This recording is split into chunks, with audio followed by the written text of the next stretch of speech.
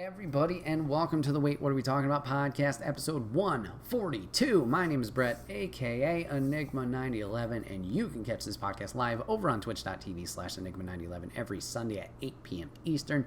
Join the chat and the conversation if you're a subscriber over there. We'd love to have you in on all the fun, but if you can't catch live, that's A-OK. Go over to YouTube, Jesus, and podcast services the very next week, or it's put out topic by topic and put as one big video in MP3 for your amusement on the following Friday. Last but not least, hashtag ad merch store. Get all of your swag over there. T-shirts, cups, backpacks, and more. Rep the brand, support us, and we would love you for it. Solo episode today. Hey, how's it going? Flying solo today, and we're going to be talking a whole lot of video games. So, let's get right on into topic one. I want to talk about the year of game releases that we've had so far in 2022. Ones that have stuck out to me, and some upcoming games that I'm excited and looking forward to playing. At the end of last year, Jeff Reg, shout out to Jeff Reg on Twitch and Jeff Reg Gaming on YouTube. Jeff and I kind of broke down our game of the year, whether it was games that actually released in that year and then personal ones that we had just played a lot that year. And I hope to do the same down the road, whether it's with Jeff or if it's just me. But we're a little past the halfway point, but I kind of wanted to look back at what has come out and, like I said, talk about what's down the road, because there are a lot of games coming up that I'm looking forward to, and see how they kind of play out down the road in December, January, when we have this discussion again. But I just love playing games. I wish I had more time to play games, to be honest, don't we all? And yeah, it's just, they're a lot of fun, and they're great experiences. So I just want to chat about what I've experienced so far in 2022. Jesus Christ. So let's get on into it. So January, what did we have that was interesting?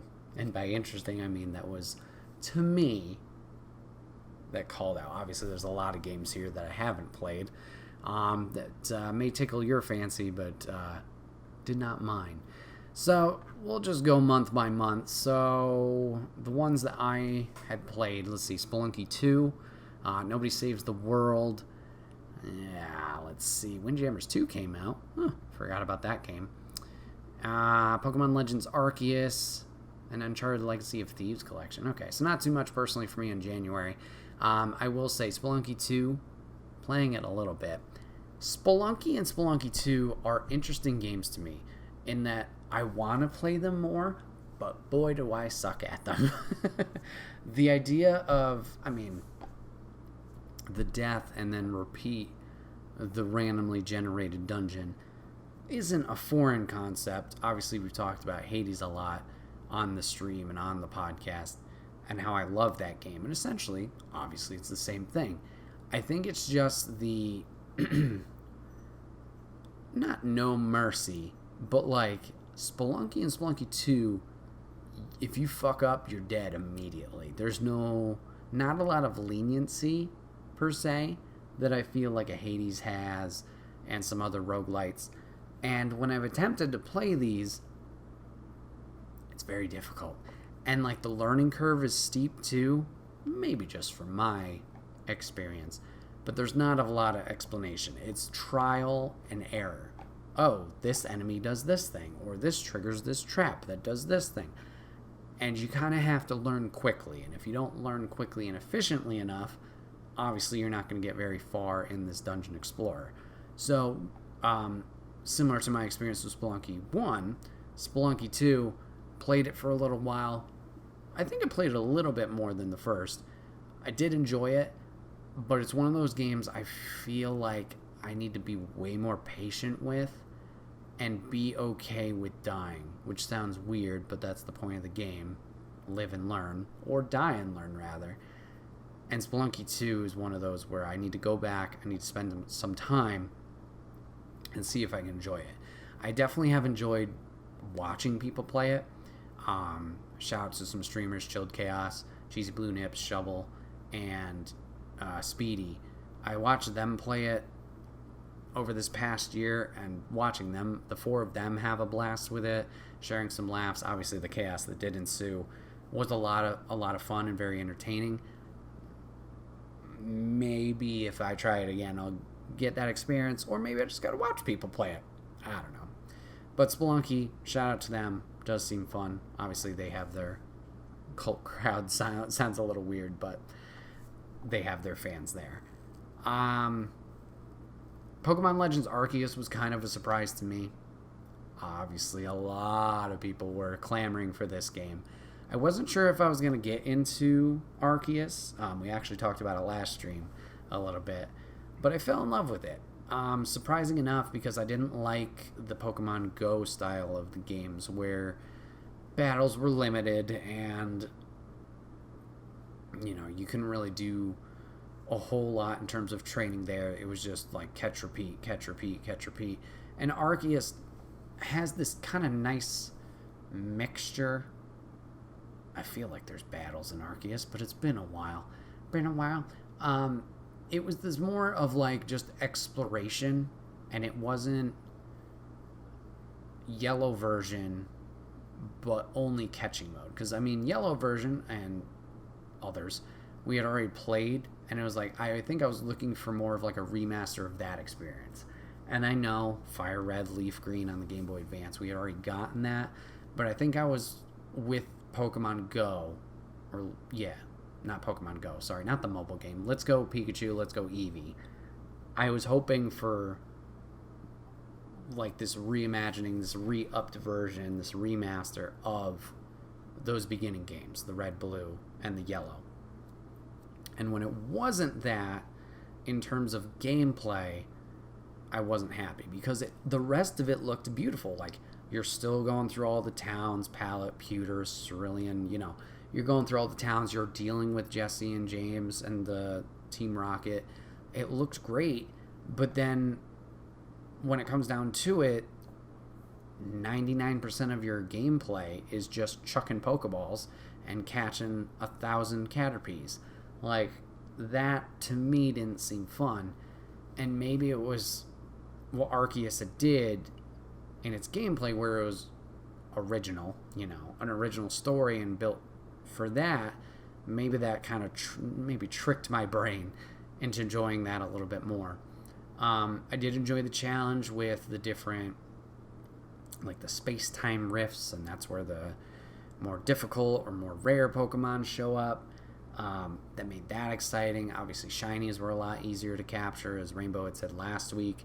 A little bit enticing, but it was a fun game. I still actually need to finish it. I think I'm towards the tail end of it, but that was a good time. Didn't expect to jump headfirst into that, but definitely put a lot of hours into it when I finally did give it a chance. So good one there. And I think the last one for January that I got to give a shout out to is Nobody Saves the World. Shout out to 61 Indie for recommending this indie title. Was fantastic. Fantastic story and fun game to play. Played a little bit on stream, and then pretty much the rest of it was off stream. But that was a lot of fun. Playing with the different classes that you could level up, whether it was something, you know, as silly as a mouse or a horse, or you get, you know, the more, I guess, traditional characters like a knight, or your the vampire mermaid thing. Like, it was goofy in a way that that developer has made their games, but it was a lot of fun. Highly recommend it. I want to go for the platinum in it, but boy, are those dungeons a lot harder with their like amped up modes in New Game Plus. But yeah. So what did February give us? Let's see. Dying Light 2 I did not try. Did enjoy Dying Light 1 quite a bit. Life is Strange Remastered, like the originals, or originals when they released. That was great. Ollie Ollie World I've tried recently. I'm not going to say I love it, but it's growing on me. I was expecting a little bit more when I originally had bought it. I was expecting a little bit more like a Tony Hawk, where it's, you know, open world-esque, or at least free roam, do the tricks, all that jazz. But the way they present it here is it's a 2D just sheet, platform, screen, whatever you want to call it, and you go from point to point and you're doing tricks along the way. It is fun. It's definitely a lot to kind of pick up on and comprehend with the motion of the analog stick for your tricks. I feel like maybe if you enjoyed Skate, you'd enjoy this game, because obviously Skate allowed for a lot of freedom and had a lot of movement for its tricks and combinations and combos and whatnot. I am enjoying it, but it's one of those games where I play it a little bit here and there, and I wonder if I invested more time and just like energy into it directly without interruptions from other stuff, if that would hook me a little bit more. But shout out to that. It's been a fun ride so far. Sifu was a blast. Very difficult. But man, Sifu was an adventure, for lack of a better term. A really good time with Sifu, and very rewarding once we did eventually beat it. Horizon Forbidden West came out. Whole reason I got a PS5. Have I played much of it? Whoops, no. That's one I got to get back into. I'm currently replaying through Horizon Zero Dawn. Kind of took hiatus from that as well. I had beaten it before on stream, but I wanted to revisit it, kind of refresh myself with the story. But I am looking forward to diving back into Forbidden West with a little bit more knowledge of the backstory. It's getting a little bit more exciting than just being like, brother, I know nothing. Elden Ring came out. Probably everybody's game of the year this year. It's on my shelf. It's unwrapped from its packaging. I definitely have thought about this game a lot, and hearing people's obviously experiences with it. Obviously, Soulsborne's game's a lot of hit or miss amongst players of difficulty. I want to give it a try, just haven't yet. Hopefully before the year ends, so I can give it a proper opinion once it comes to game of the year and stuff like that. But eventually. Into March. What do we have in March that we played? Oh, WWE 2K22. Probably the best wrestling game in quite some time from a WWE standpoint. I don't want to hear it about Fire Pro Wrestling and any other games. Fire Pro is really cool, has a lot of customization. Personally, not my jelly, nor my jam. But from a WWE standpoint, 2K22, I think, is a great game. They fixed a shit ton of their problems from obviously previous iterations. 20. GM mode making a return. I'm personally have had a lot of time in GM mode, whether it's myself or with Papa Griff. A lot of fun times there. The flexibility of the obviously the community creations, everybody being fantastic creators over there, but then the flexibility of taking those creations with custom renders, adding them to GM mode, just kind of adds its constant addition of content through the community, obviously not the developers, but it's giving that game longevity.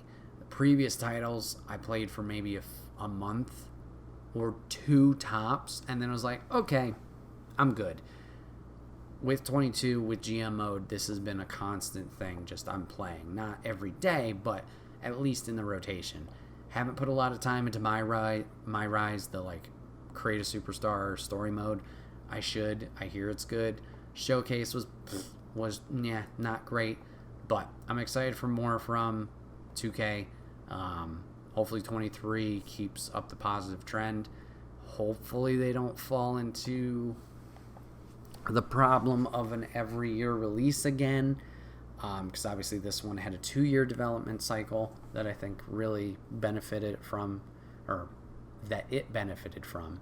So hopefully they don't fall back into that problem area, going back year to year, but we'll see. Time will tell. Tunic dropped. Tunic was fun. Another hard one. On one I need to go back to, but very cute. I love the art style there. Ghostwire Tokyo. Surprisingly fun gameplay. I know I was a little bit hesitant from their second trailer. Another one I need to dive back into. But from what I had played on stream, thumbs up from me. Very interesting. Tiny Tina's Wonderlands, more Borderlands, for good or for worse. What's the phrase? I don't know. For better, for worse. Jesus, thank you. For better, for worse, more Borderlands. Probably not what I was expecting. Like, obviously, I was expecting Borderlands, but I was hoping for something a little bit more different than. It just fell right back into, like, this is Borderlands 3, which isn't a bad thing, except for, I guess, the gameplay loop. Maybe I've outgrown that gameplay loop. I don't know. April. Lego Star Wars Skywalker Saga. Only played that for a hot minute, but I've heard great things. Looking forward to diving back into that at some point. Oh, this is when Nobody Saves the World came out on console. My bad.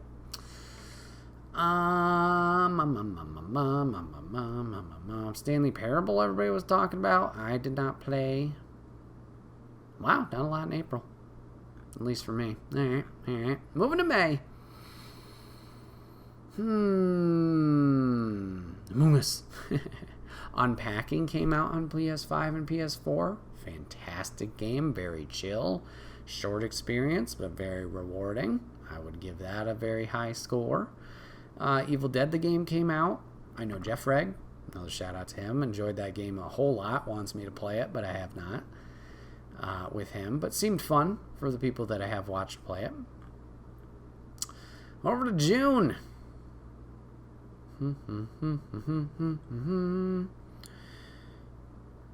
Let's see. Mario Strikers. Oof, watch that. That wasn't great.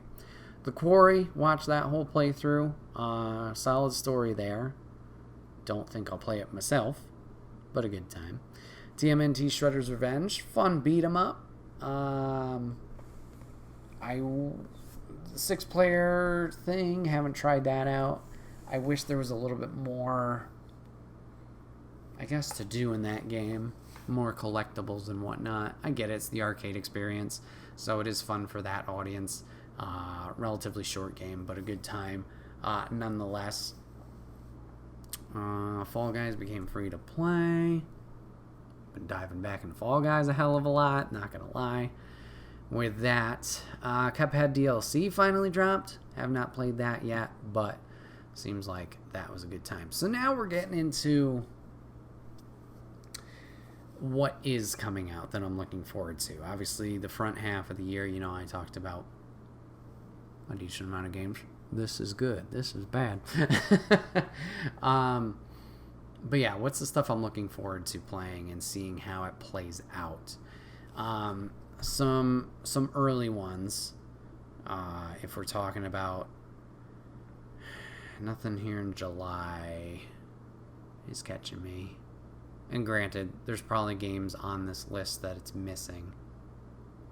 Oh yeah, it doesn't even have Stray on here. Okay, so yeah, Stray would be one that I'm very excited to be playing. As of recording comes out tomorrow. You're a stray cat in like a dystopian future. Seems like it's getting a lot of good praise right now, some decent reviews. Shorter experience from what I can tell, which isn't a bad thing, to be honest. I kind of like hearing about that. As long as obviously you feel like you're getting your money's worth, that's the main thing. That's good. But it's nice to know, like, okay, you're not going to have to spend 60 hours in this game to see the end of it. It's a little nice to know that the end is near, or the end is in sight. It's a nice, concise story with a wrapped bow on it. Looking forward to trying that out on stream or off. Just seems silly. I remember some friends like Billy, John, and Dio were talking about it in the group chat way back when, I don't know, it was a Facebook video or something was going around showing it. And then to see it actually announced at either Game Awards or E3, and then now it's becoming a thing. I'm just excited to see what it's all about. And another one, indie title that I'm really looking forward to, actually was fortunate enough to play the demo of it, is Cult of the Lamb. Devolver has made this one, and it just seems it's like a weird combination of like a roguelite and like a Stardew Valley almost. Very cute art style, very twisted in what they're doing in the storytelling for how cute these characters look. But excited to play that. That's out on August 11th. Already pre-ordered it and ready to go. Excited to dive into that. The demo was pretty fun. I only did like maybe 1 or 2 attempts at it. I just want to see the tip of the iceberg. I didn't want to dive too much into it and kind of be like, okay, I got the whole experience here, which obviously no, I couldn't, but I didn't want to spoil it per se by doing so much research beforehand, and then when it does eventually come out, it's like, oh yeah, I already had seen all this. I felt like I had kind of done that a little bit back in the day with Arkham City, just like, oh my god, every cutscene, everything I was like absorbing, just, and then when it came to it, the game was still fantastic, but at least early on, I was like, I've already seen this. I've already, on IGN or on GameSpot or whatever the hell. So, excited to see more of Cult of the Lamb. Try that out. Should be a lot of fun. The new Saints Row comes out. I'm excited. I'm interested. to see how that plays out. I really enjoyed Saints Row 3. Saints Row 3. That was my first one. I enjoyed the balls to the wall comedy. And it continued in Saints Row 4. 4 was okay, where it went, was the superpower route.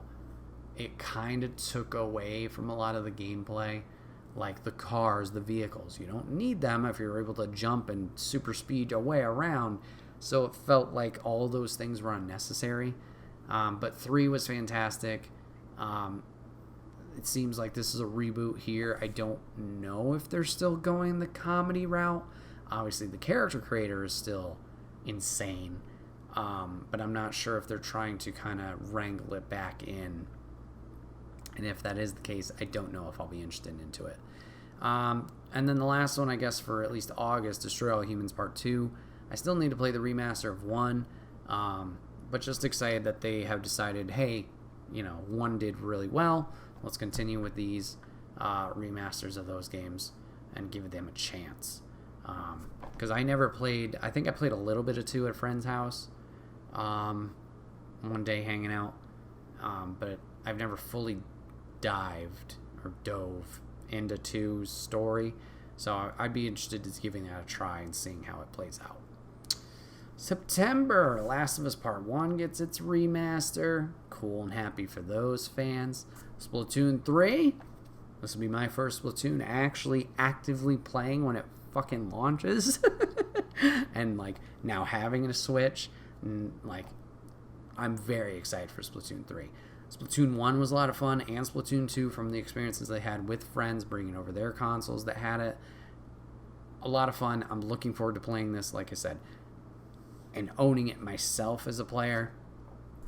Should be a blast. I don't need to see much of that game. Obviously, the game speaks for itself in its gameplay, so looking forward to that. Should be a fun dive into. So that's really it for September. Moving on to October, Overwatch 2. Okay, so Overwatch 2. Funny, I had a very short and brief conversation with somebody about this today. I haven't signed up for the betas. I have watched some of the multiplayer footage. Cool to know that multiplayer is free. Obviously some changes coming in there. Obviously some characters getting some different moves. And those things adjusted. The teams being adjusted from 6v6 to 5v5 to me is kind of like a little bit of a down thumb. Granted, I never played with a full team of 6, other than obviously random assignments. So it's not that's the problem. It's just I never found a big issue with the double shield meta that they're trying to prevent. It just seems like those people who do play tanks all the time, you're limiting them because obviously it's only one tank per team now. So that kind of sucks. But I am excited for whatever single player stuff they are diving into when this game does eventually release. Obviously, I'm looking forward into the multiplayer. I took a big hiatus from Overwatch 1 after some time. Got back into it recently and just kind of fell right back into the groove. Unfortunately, its queuing system I don't care for because, like, I never get to play certain roles, and obviously if you want to play damage and you only queue damage, like, you're going to be waiting some time because everybody and their mom wants to play damage. It seems silly, but I kind of like the little bit more of, like, the rapid pick of whatever you want it to be, and if you get it, you get it. You don't, oops. But I guess this prevents the rage quitters of just leaving, is queuing up for the certain roles. But I just feel limited as a player. Like, even if I queue up to be a flex, to be everything, 99% of the time I'm going to be a healer or I'm going to be a tank. Very rarely am I going to get the chance to play, Widowmaker or Ashe, which obviously I love playing, but when you play them far and few between, it's hard to shake off that rust and be decent at them, I feel. So I understand logically why the queuing system is there. As a player, I don't feel... It doesn't entice me to keep playing. If I can't play these characters I want to, it sucks. Granted, I could go into arcade mode, I could go into these free plays, but then the team balance doesn't mean anything. And I was like, ugh. Like, I wish, like, keep those systems for your ranked modes, but the regular mode, have it be like the quick choose or whatever. Don't have me queue in as a certain role. I feel like there's enough people that are in those lobbies that if you need to fill, you can fill, because people are like, I didn't get my character, which I guess is what I'm doing right now. But if it was that, I would feel a little bit more like I had a chance to get him. Like, didn't get him this time, instead of forcing me out of it. I guess technically it is the same. Whatever. I'm bitching. Excited to see the single player stuff. Blizzard really needs to fix their shit internally, and hopefully Xbox can do that. Fuck Bobby Kotick, I'll say that. Excited for Overwatch 2. Hopefully it's good. Marvel's Midnight Suns. Looking forward to that. Looks very enticing and exciting from the CG trailers, but then again, CG trailers. I think there's gameplay out there. I need to look into it and watch it. It sounds like it's turn-based, which kind of has me a little bit down. But if it's fun, then I'm in. Because I do like turn-based stuff. But I guess this is kind of similar to XCOM, which from me watching gameplay-wise, I'm like, yeah, that's not my cup of tea. But it seems like they got a lot of cool characters in there, which has me intrigued. Hopefully the gameplay's fun. Like I said, I need to do a little bit more research into it to actually see what it's like. And then on the other side of the superhero coin, Gotham Knights. Excited for more Arkham-style games. I know it's not Rocksteady, but excited to dive in as Robin, Nightwing, Batgirl, and Red Hood. Dive into that story and see what that team has come up with. Going into November, God of War. What an announcement, God of War. Blog posts. No, I'm stoked for God of War, seeing where that story continues. Obviously, a lot of people have some theories of what they think will be going on in that game. I don't know. I'm just looking forward to more God of War. Obviously, God of War 2018 was fantastic. Story was great. I'm not going to put any spoilers or say any spoilers for that. If you haven't played it, fucking play it. Really good experience there. Whether it was the main story, whether it was the side stuff, the Valkyries were a challenge, but they were a fun challenge. So exciting. I gotta stop saying that. Excited to see where Ragnarok goes, especially exploring the Norse mythology. Well, you got the little tease of some characters in the first one, so excited to see where that goes. and dive into that head on. So that pretty much blocks out the list here for Game Informer. There's some December stuff. Callisto Project Protocol, I'm looking forward to watching, but I don't think I'll be brave enough to actually play. And then they do have some stuff that's to be announced. That obviously we don't know exactly when these things will be released. Let me scroll through them really quick to see if there is anything that does catch my eye. Oh, Hogwarts Legacy. I didn't think I would be excited for that, but seeing their big like PlayStation showcase for that does look like a lot of fun. I'm excited to hop into that world of Harry Potter. Once again, fuck J.K. Rowling. But excited to see what that team has come up with for that. Inscription comes out later this month in August. I know it's on PC. Tried to play it on the PlayStation platforms. Already pre-ordered there. I have watched the game all the way through, but I'm still excited to play this little card kind of card game inside of it and experience the story for myself.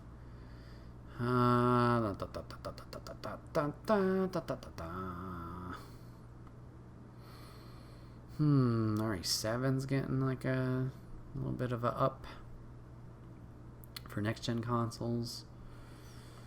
Jackbox Party Pack 9. Ooh. Hello, Extra Life. Yeah. WrestleQuest, I guess, will be the last one. I've heard mixed reviews on that one, so we'll see. But yeah, a lot of games to look forward to. Just more and more to unfortunately add to the freaking backlog of games, which is unfortunately the not the curse, but the downfall of these things. Like, oh my god, I'm so excited for this thing, bro. You haven't played all these other games that you've got, and it's like, shut up.